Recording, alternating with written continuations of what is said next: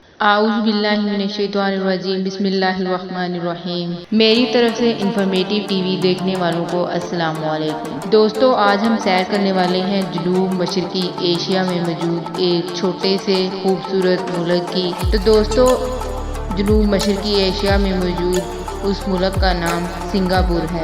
تو آج ہم سیر کریں گے سنگاپور کی اور جانیں گے سنگاپور کے بارے میں انتہائی دلچسپ معلومات کے بارے میں۔ ویڈیو شروع کرنے سے پہلے ان تمام نئے دوستوں سے گزارش ہے جو ویڈیو دیکھتے ہیں مگر انہوں نے ابھی تک چینل کو سبسکرائب نہیں کیا۔ چلتے ہیں ویڈیو کی طرف۔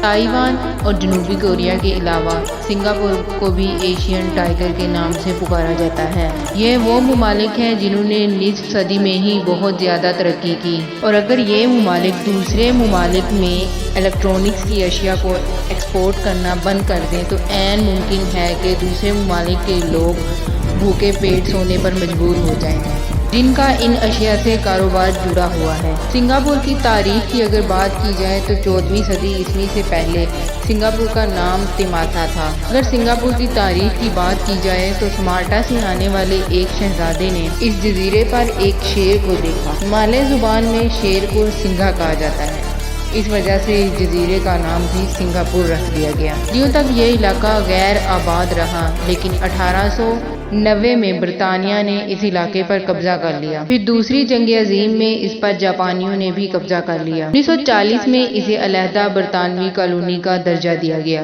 31 اگست 1963 کو سنگاپور نے، جس کا پرانا نام سنگھا بھی تھا، انہوں نے برطانیہ سے آزادی حاصل کر لی۔ سنگاپور مسلم ملک ملائیشیا کا حصہ بھی رہ چکا ہے۔ برطانیہ سے آزادی کے بعد سنگاپور ملائیشیا کی ایک ریاست بھی رہ چکا ہے۔ ابھی الحاق کو زیادہ عرصہ نہیں ہوا تھا کہ ملائیشیا نے 9 اگست 1963 کو ملائیشیا سے سنگاپور کو علیحدہ کر دیا۔ شاید آپ یہ بات نہ جانتے ہوں کہ سنگاپور واحد وہ ملک ہے جس کو اس کی مرضی کے بغیر علیحدہ کیا گیا تھا۔ سنگاپور اس بات پہ بہت گڑگڑایا تھا کہ اسے ملائیشیا سے الگ نہ کیا جائے، مگر ملائیشیا کے لوگوں نے ایک نہ سنی اور سنگاپور کو ملائیشیا سے علیحدہ کر دیا گیا۔ ملائیشیا میں اس وقت صرف مالے قوم کو ہی مکمل حقوق حاصل تھے، باقی عام زندگی گزارنے والے لوگوں کو کوئی حقوق حاصل نہیں تھے، جیسے تعلیم، صحت اور نوکریاں وغیرہ۔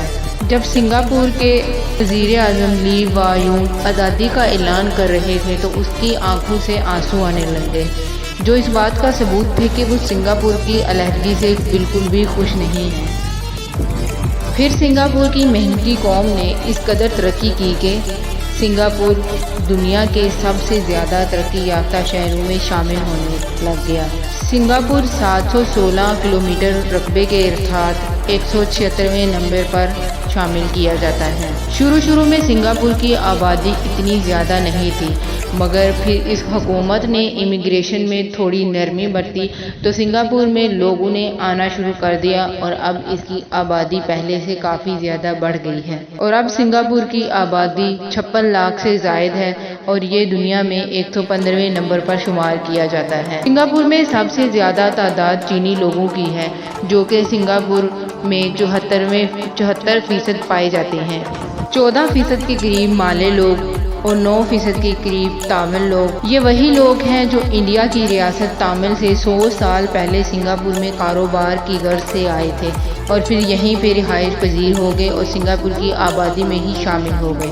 باقی 3% لوگ دوسرے ممالک سے آئے ہوئے لوگ ہیں جو سنگاپور میں مستقل طور پر رہائش پذیر ہیں۔ سنگاپور میں ایک بڑی تعداد بدھ مت کے پیروکار کی ہے، جو کہ سنگاپور میں 33.2% ہیں۔ 18% کرسچن، 15% مسلم، 10% تامل، 5% ہندو اور باقی دیگر مذاہب کے ماننے والے بھی سنگاپور میں رہائش پذیر ہیں۔ سنگاپور میں ایک بڑی تعداد مسلمانوں کی مالے قوم کی ہے، جو کہ ملائیشیا میں رہائش پذیر تھے۔ سنگاپور کے اگر دلچسپ حقائق کی بات کی جائے تو سنگاپور میں تقریباً 90% آبادی اپنے مستقل گھروں میں رہتی ہے اور ان کی فیکس آمدنی حالیہ لگائے گئے اندازے کے مطابق 57 لاکھ امریکن ڈالر کے برابر ہے۔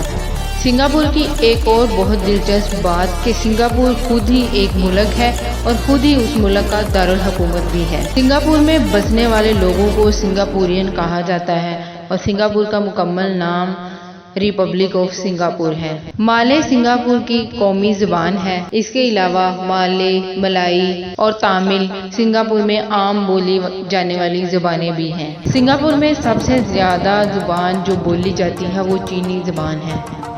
सिंगापुर में सैर और सियाहत करना बहुत महंगा साबित हो सकता है, ख़ास तौर पर पाकिस्तान के लोगों के लिए, क्योंकि करेंसी के एक बहुत बड़े फ़र्क की वजह से सिंगापुर में सैर करना बहुत ही महंगा साबित किया जाता है, क्योंकि सिंगापुर का $1 पाकिस्तानी 78.24 रुपयों के बराबर है। सिंगापुर टाइमिंग के लिहाज से पाकिस्तान से 3 घंटे आगे है और इसका कॉलिंग कोड +65 है। सिंगापुर को आप करोड़पति लोगों का मुल्क भी कह सकते हैं, क्योंकि सिंगापुर में हर 6 अफराद के बाद लोगों के पास जिसके पास 10,000 अमेरिकी डॉलर होंगे। नवंबर, दिसंबर और जनवरी ये 3 ऐसे महीने हैं जिनमें सिंगापुर में हल्की हल्की बारिश बरसती ही रहती है। सिंगापुर का नाम एक शेर को देखकर रखा गया था, मगर हकीकत में सिंगापुर में कोई शेर भी मौजूद नहीं है सिवाय चिड़ियाघर के शेरों के। सिंगापुर में एक और बहुत ज़्यादा दिलचस्प बात यह है कि सिंगापुर में कोका कोला की मशीनें लगी हुई हैं। जब उसमें पैसे डालते हैं तो उसके बाद मशीन को दोनों बाजुओं से जफ्फी डालना पड़ती है। जब लोग दोनों बाजुओं से जफ्फी डालते हैं तो ही कोका कोला आपकी ज़ुबान को तर करने के लिए बाहर निकलती है। सिंगापुर एशिया में मौजूद सबसे कम करप्ट मुल्कों में शामिल है और दुनिया में इसका शुमार 5 कम करप्ट मुल्कों में शामिल किया जाता है। सिंगापुर में ड्राइविंग करना लेफ्ट साइड पे मुमकिन माना जाता है।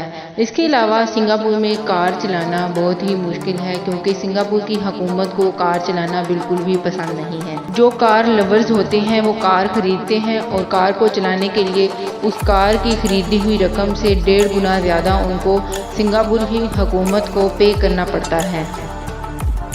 सिंगापुर 63 छोटे छोटे जजीरों पर मुश्तमिल है, जहाँ पर सिंगापुर की आबादी रिहाइश पजीर है। सिंगापुर में साफ़ पानी की बहुत ज़्यादा कमी है।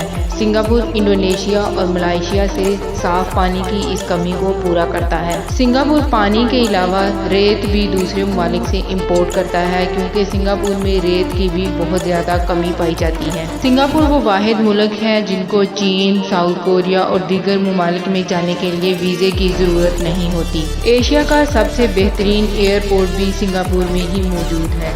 तो दोस्तों, ये थी सिंगापुर के बारे में इंतहाई दिलचस्प और मालूमाती वीडियो।